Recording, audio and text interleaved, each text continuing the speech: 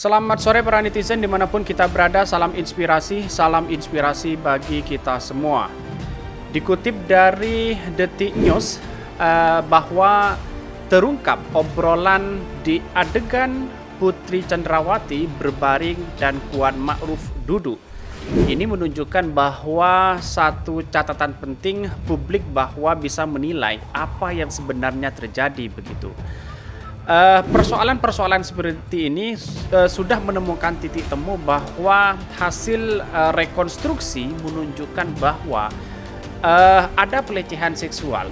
Tetapi kita lihat pelecehannya bahwa apakah dengan Brigadir J atau dengan Kuat Ma'ruf begitu kan. Maka beritanya sangat menarik sekali bahwa bahkan netizen pun juga mengomentari begini. Nggak percaya ada hal susila apapun, pelecehan gituan tidak seharusnya membunuh orang, apalagi oleh seorang jenderal polisi, pemimpin yang sangat harus menahan diri dan sadar konsekuensinya.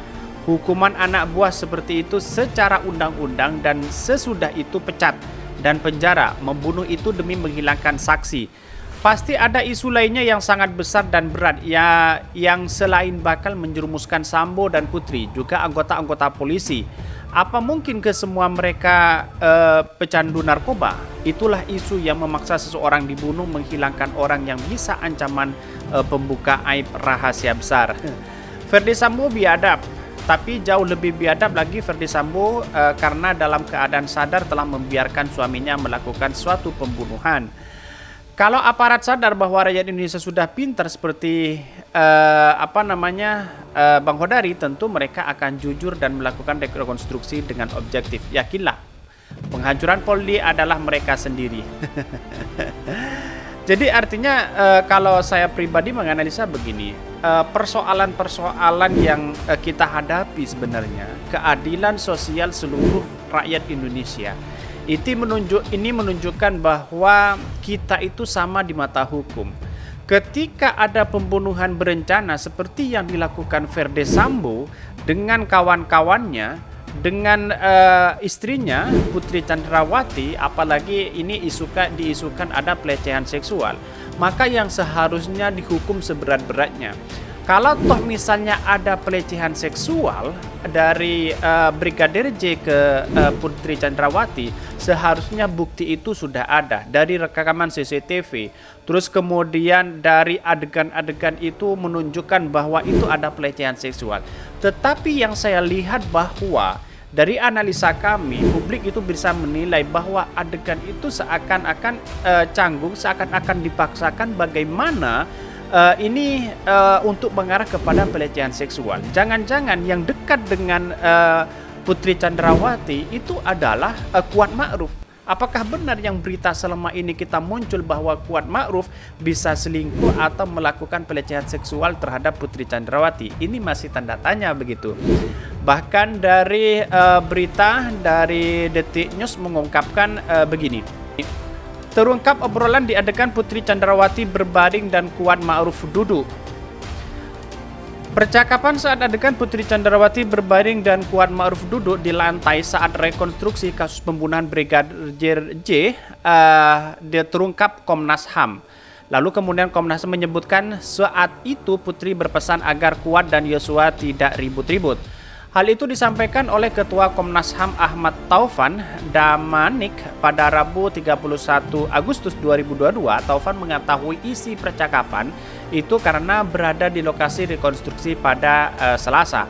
Dia mengatakan adegan Putri berbaring dan Kuat Ma'ruf duduk itu merupakan reka ulang peristiwa yang terjadi di rumah Irjen Ferdy Sambo di Magelang.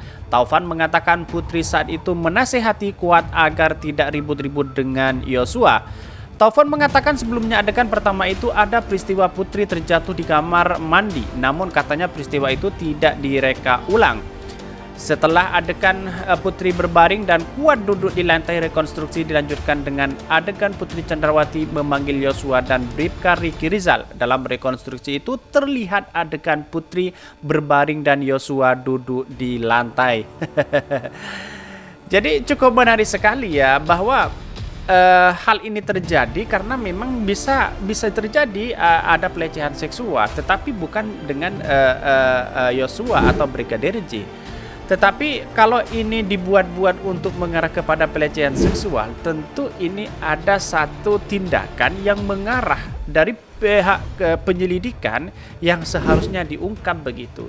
Tetapi karena ini orangnya sudah meninggal, bukti-bukti itu sudah tidak ada, yang seharusnya diperkuat adalah bagaimana perencanaan rencana membunuh Brigadir J itu sendiri. Karena dalam undang-undang yang kita lihat di mata hukum sebagai demokrasi kita di Indonesia, itu menunjukkan bahwa sangat keterlaluan sekali ketika ada pembunuhan berencana, dan ini bisa dihukum mati atau bisa dihukum seumur hidup. Maka di sini kemudian harus dikawal betul bahwa pembunuhan berencana ini adalah hukumannya sangat luar biasa sekali ya. Kalau tidak pembunuhan dihukum seumur hidup atau dihukum mati begitu. Kalau toh pada hakikatnya nanti dihukum hanya berlapis-lapis pasal, ini sudah menunjukkan bahwa pihak kepolisian itu sudah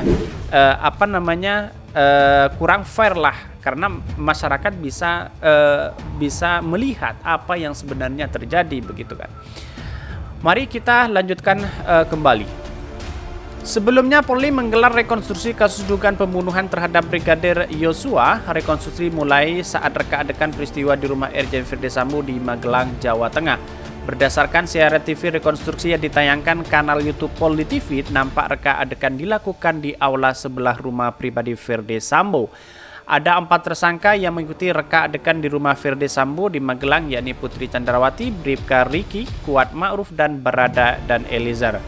Para tersangka itu menjalani adegan demi adegan di rumah Magelang. Salah satu adegan yang diperagakan ialah saat Putri Chandrawati berbaring. Berikutnya adalah adegan Kuat Ma'ruf yang duduk di lantai saat Putri sedang berbaring. Setelah itu tampak pameran Brigadir Yosua juga berada di dekat Putri Chandrawati yang sedang berbaring.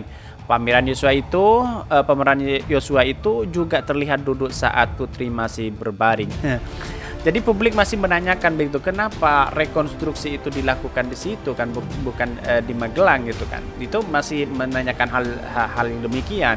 Mungkin itulah ungkapan para netizen bahwa rekonstruksi itu adalah rekonstruksi yang menghasilkan sebuah fakta baru begitu. Kalau memang ini terjadi pelecehan seksual yang kemungkinan itu bisa diungkap di Magelang begitu kan. CCTV juga tidak ada begitu kan. Bagaimana seorang Yosua meninggal dan sebagainya. Ini perlu digarisbawahi bahwa penegak hukum harus hukum seadil-adilnya orang yang melakukan tindak pidana pembunuhan berencana itu begitu. Dan bahkan para netizen sekarang itu sudah mulai cerdas ya, sudah mulai mengetahui apa yang sebenarnya terjadi. Bahkan ada yang mengatakan bahkan Dewan Pers sempat diarahkan untuk membuat berita sesuai versi mereka. Sulit memaksa semua terungkap secara transparan mereka. Sepertinya masih banyak perlindungan tersangka. Terus kemudian motif mereka sudah melakukan pembunuhan berencana, pembohongan publik, merusak TKP, menghilangkan barang bukti, mengarang cerita kejadian, merusak CCTV sebagai pejabat, juga melakukan pelanggaran kode etik, sudah sepatutnya mendapatkan hukuman paling berat. Semakin ke arah sini, semakin nampak jika memang CPC dan KM itu ibarat ada udang di balik bakwan. Untuk menutupi perselingkuhan mereka dan terpergok oleh Brigadir J, sengaja si KM melaporkan Brigadir J kepada Verdi Sambo dengan harapan akan dipecat atau dipenjara. Nggak taunya si Verdi Sambo khilaf sampai dibunuh. Paniklah KM sama PC.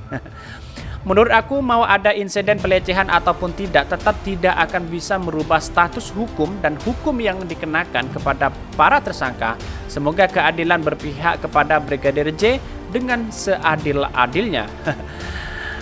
Walah, mau dibawa kemana dunia peradilan kita? Kalau pihak kita terawal kepolisian, itu rekonstruksinya banyak rekayasa atau sudah di skenario, maka hasil akhirnya di pengadilan juga hasil semu. Semuanya terus bang. Ya, Kesimpulannya bagi kami adalah hal yang terjadi yang dilakukan pembunuhan berencana bagi kami, walaupun ada pelecehan seksual ataupun tidak, maka hukum seberat-beratnya, karena pada hakikatnya hukuman berencana itu adalah mengarah hukuman kriminal yang sangat luar biasa sekali. Dan bahkan kalau kita melihat dengan pasal-pasal pembunuhan berencana itu bisa hukuman mati atau bisa dihukum seumur hidup. Tapi yang jelas bahwa rekonstruksi itu sudah publik mengetahui bagaimana hasilnya, bisa menilai apa yang terjadi sebenarnya.